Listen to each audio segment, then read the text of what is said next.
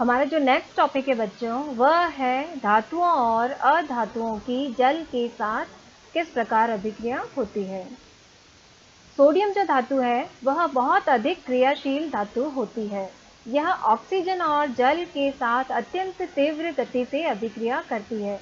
Oxygen के साथ अगर हम सोडियम धातु को खुली अवस्था में यानी ऐसे ही वायु में खुला छोड़ दें उसको, तो हम देखते हैं कि वायु में उपस्थित जो ऑक्सीजन है उसके साथ सोडियम बहुत ही तीव्र गति से अभिक्रिया कर लेती है और आग पकड़ लेती है। उसी प्रकार जल में अगर उसे डाल दिया जाए तो वह एक विस्फोट के साथ जलने लगती है और इस अभिक्रिया के फलस्वरूप बहुत अधिक ऊष्मा उत्पन्न होती है।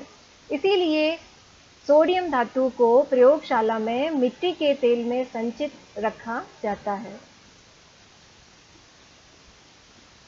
हम एक प्रयोग करके देखते हैं बच्चों कि एक 250 ml का एक कांच का बीकर लेते हैं और इसे लगभग आधा जल से भर लेते हैं और अब सावधानी पूर्वक एक छोटा सोडियम धातु का टुकड़ा मिट्टी के तेल में से निकालते हैं और उसे काटते हैं और उसे फिल्टर पेपर से दबाकर उसको सुखा लेते हैं। फिर उसको रुई में लपेट लेते हैं और रुई में लिपटे सोडियम के टुकड़े को बीकर के अंदर डालते हैं। सावधानी पूर्वक हम देखते हैं बच्चों कि बीकर में क्या अभिक्रिया होती है कि अभिक्रिया बंद होने पर बीकर को हम छूते हैं तो हम अनुभव करते हैं कि बीकर गर्म हो जाता है और उसके अंदर जैसे ही पानी में सोडियम धातु के टुकड़े को डालते हैं तो वह जलने लगता है। हम देखते हैं कि सोडियम जल के साथ तीव्र अभिक्रिया करता है, कुछ अन्य धातु ऐसा नहीं करते। उदाहरण के लिए आयरन यानी लोहा जो है वो जल से धीमी गति से अभिक्रिया करता है और धीरे धीरे उसमें जंग लगने लगता है। सामान्यतः अधातु जो है वो जल से अभिक्रिया नहीं करते, यद्यपि वे वायु में बहुत अधिक सक्रिय हो जाते हैं।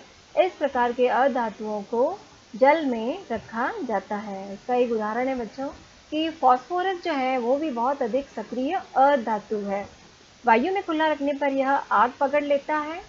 फास्फोरस से वायुमंडलीय ऑक्सीजन का संपर्क न हो, इसीलिए उसे जल में रखा जाता है। तो बच्चों सोडियम को तो किसमें रखते हैं, जो कि एक धातु है, उसको मिट्टी के तेल में संचित रखा जाता है, जबकि फास्फोरस है जो कि बहुत ही अधिक सक्रिय अधातु है, इसे जल में रखा जाता है।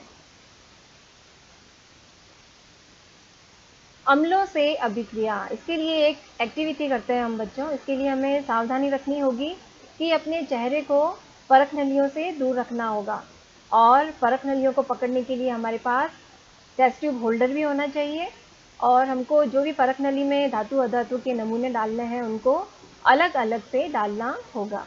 इसके लिए सबसे पहले हम 6 टेस्ट ट्यूब ले लेंगे। टेस्ट ट्यूब यानी परख नली। पहली परख नली में हम मैग्नीशियम रिबन का टुकड़ा डालेंगे। दूसरी परख नली में हम एल्यूमिनियम की छोटी सी पन्नी डालेंगे।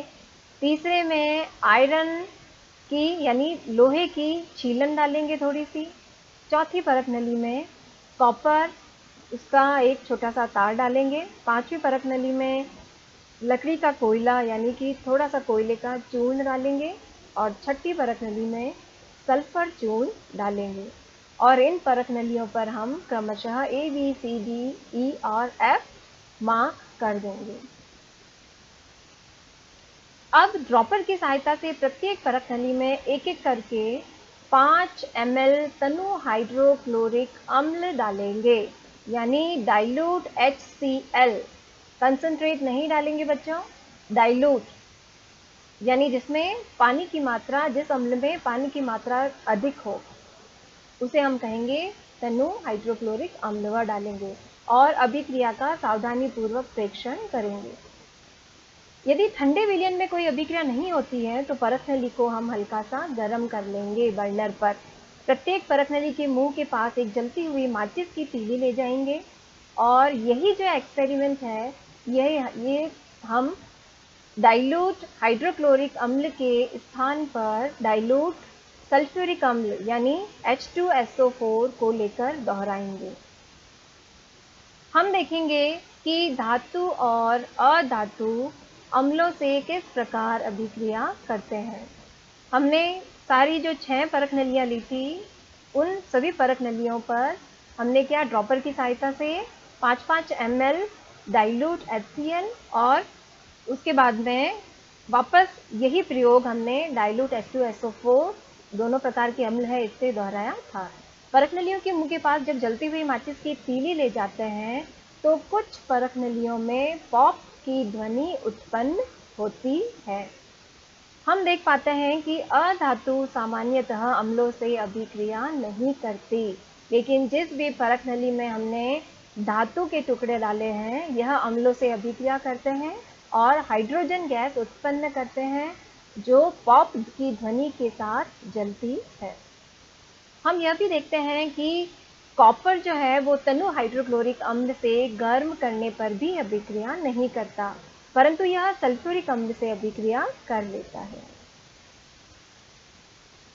क्षारों के साथ अभिक्रिया, इसके लिए हम एक एक्टिविटी करते हैं बच्चों कि एक परख नली में सोडियम हाइड्रोक्साइड क्या है बच्चों? NaOH एक क्षार है, उसका ताज़ा विलयन बनाते हैं। कैसे बनाते हैं? सोडियम हाइड्रोक्साइड की 3-4 टिकिया 5 ml जल में घोल लेते हैं, तो इस प्रकार हमें सोडियम हाइड्रोक्साइड क्षार का ताज़ा विलयन प्राप्त हो जाता है। इसमें एक एल्यूमिनियम की पन्नी का टुकड़ा डालते हैं। एक जलती हुई माचिस की तीली परख नली के मुंह के निकट लाते हैं और ध्यान से इसका प्रेक्षण लेते हैं। पॉप ध्वनि क्या दर्शाती है? पहले की तरह ही पॉप ध्वनि हाइड्रोजन गैस की उपस्थिति दर्शाती है। धातु सोडियम हाइड्रोक्साइड से अभिक्रिया कर हाइड्रोजन गैस उत्पन्न करते हैं। अधातुओं की क्षारों के साथ अभिक्रियाएं जटिल होती हैं।